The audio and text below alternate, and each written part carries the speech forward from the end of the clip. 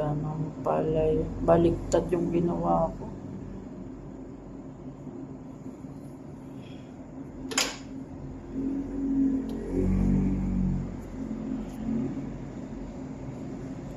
Tapos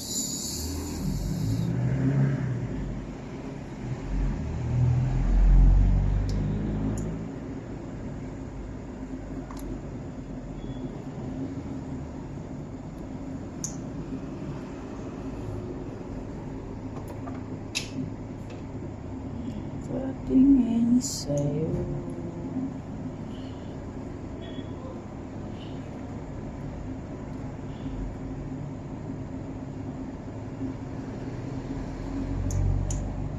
Sakit pala niya, no? Pero protected naman po.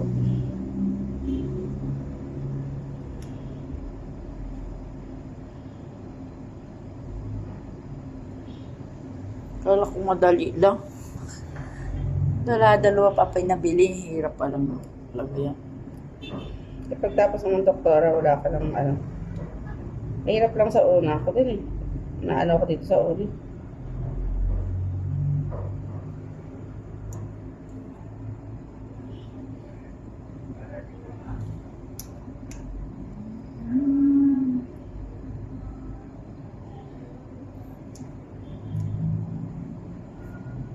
Pero maganda pag naka-ano na, no? Naka-cover na yun. Meron pa nga yung sa may pinaka-ano talaga eh. Yan. May ulo ng ano. Tapos, eto yung nakakapagod. So, ganito siya, doktora. Ayan. Ngayon, ikot mo yan. Ah, sige, ako na. Pero kailangan, tuturo ko nga, Dok. Kailangan sisiksik mo yan siya. Ayan yung nakakangaray na part. Kailangan nakaganyan siya. Niisip ko yung kanini. Paano kaya? Yan, ganyan siya. Sisiksikin mo hanggang doon. Yan, hanggang maano mo yan. Tapos hanggang Tapos dulo. dito, mamaya ako na paturo Hindi, sa'yo. pwede na yan. Ikabit ko na. Ito, gano'n lang din naman yan. Niisip ko to.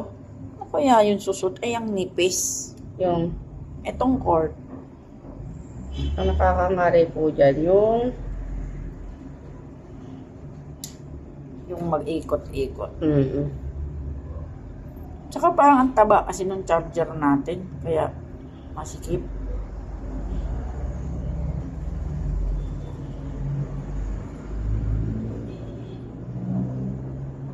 Maganda nga siya pero struggle sa ulo. sa una. Sa una lang naman. Tapos yan na po. Type mo yan.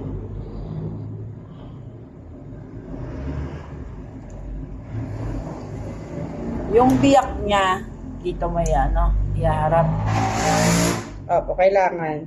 Hindi siya naka-cover po sa ano. Sa walang biyak. Mm-hmm.